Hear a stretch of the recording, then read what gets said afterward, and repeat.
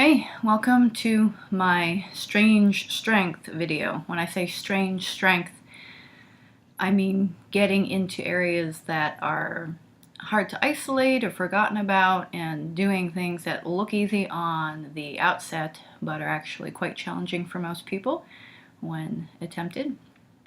So this exercise can be really helpful for people who are developing or have developed winged scapula.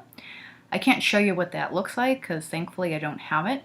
My right scapula is a little more wingy, but it's definitely not to the degree some people's are. So this happens a lot in modern postural yoga where the benign intent of the teacher is to not have people shrugging their shoulders, but when the arms are overhead, they're often told, and draw the shoulder blades down the back. Unfortunately, those are two contradictory motions, and when you continually try to do that, and this also happens in other poses like in down dog, your shoulders are they're in flexion, so you have to have a lifting of the scapula. It's part of the motion, and then of course being told to have, all different things about drawing the shoulder blades down the back. So anyways, this can happen to a lot of people, not just people who do a lot of chronically miscued yoga. So let's get started. So we're going to start us on all fours on your forearms. If the floor is not accessible with your forearms, you can put blocks or anything that lifts the floor up, okay? But for now, for this particular one, it is accessible. And so I'm going to try to get a little bit more square so you can see what's going on.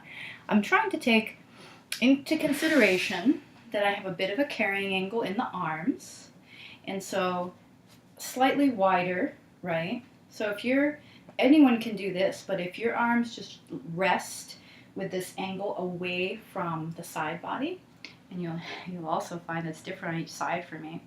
So if you find that they just sort of rest here, you may want to consider that your hands, in this case the hands and forearms and elbows, go a little wider than the actual shoulders, okay?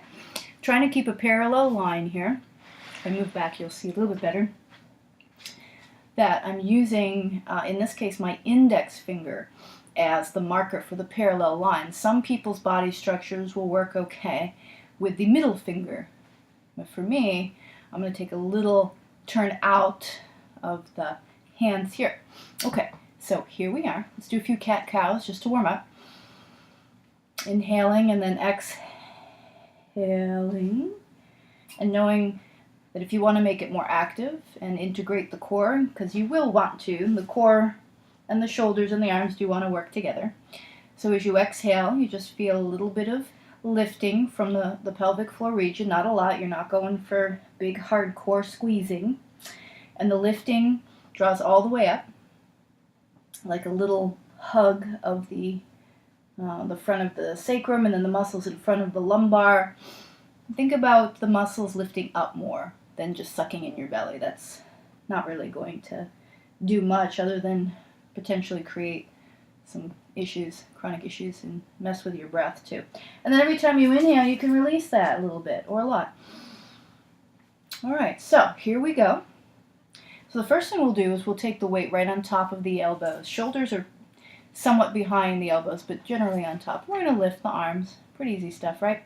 And so what I'm trying to do is keep these arms in this imaginary parallel line. Tendency is to start to turn the palms inward. That makes it easier. We're not going for easy today. I'm just trying to keep everything in a nice straight line. I'm not turning in. This is easy. A lot of people will do this. Some people will even go out. Most people go in though. Okay, cool. So let's move the weight back more. Let's really keep an eye on where these elbows are in relation to the tip of that finger. All right, now we have a little bit more openness in the shoulders. Now I've got to try to keep in that parallel straight line here. The right arm for me is tougher because I actually do have less stability in this shoulder. And I know that the serratus is weak. I just know that.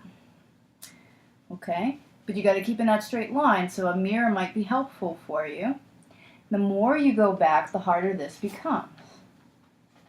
And now you really want to integrate the core a little bit more as it becomes harder, because the tendency here will be to dump into the back and sort of stick the butt out. But you want to have that little semblance that you're doing your cat position, and then try to keep it in that straight line. The tendency is for the hand to come in, so the elbows can be wider than the wrist. And we talked about that tendency for the palm to turn in. I don't know if you can tell, but I'm shaking. And it's not just because I did some weight training earlier today. If you're having a really hard time lifting without the hands sweeping in, where did I put them? You can use blocks as an imaginary wall, right? I'll show you how this works. And you're going to want the hand out, obviously, or else it's going to knock down the wall. Could be back a little further to challenge myself.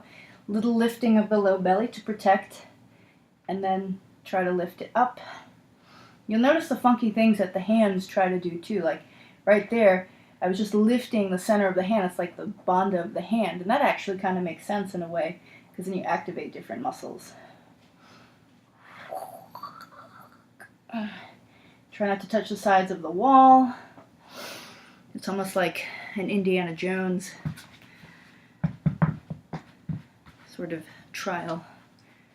Run through this really narrow hallway. If you touch the sides of the wall, you'll have really sharp, spiky things coming out and you'll die. You can do this individually. I know you could do both arms at the same time. Remember, the more you go back, the harder this becomes. And hopefully you're smart and you know that if for whatever reason this induces any pain, the spiky things just came out, any pain in the shoulders or elbows, or anywhere at all, stop, change it around. So give that a try. See how that works on you. I taught it in class all week last week, and I sort of just came across it the week before, and it took me about a week of teaching it and doing it to feel the actual muscle here that I'm working to get sore. But you might get sore right away. It kind of depends on what you're doing with your body on a daily basis and how much you actually work those muscles in that particular way. This particular movement, I think, will help you get ready for a more stable down dog and dolphin, because what you'd like to be able to do is try to isolate that feeling like you're lifting when you come up to your dolphin pose. So you want to sort of replicate that feeling. Obviously you're more in weight bearing now and you're in a different position, but you want those very muscles, now that you've woken them up a bit, you want those very muscles working for you when you're in these sort of inverted forearm and hand support positions. So give it a try and see if you can, once you start moving around with it, see if you can incorporate the activation of the muscles that you're feeling are working most, even if it's not here. It could be here. Some people will feel here. Just try to feel those muscles more when you're in down dog or dolphin or even plank or anything where you're in hand support, and see if it changes, because you're integrating muscles that might be a little bit weaker or don't get much work or as much play, I should say, in the body. Okay, that's your strength exercise for the week. It would be great to get more subscribers. So if you watch and you haven't subscribed yet, I know I do this. I'll watch somebody's videos for like a year and I never subscribe. So it'd be great if you can do that. And any requests, just put them right in that comment box. All right, hope that helped. See you later.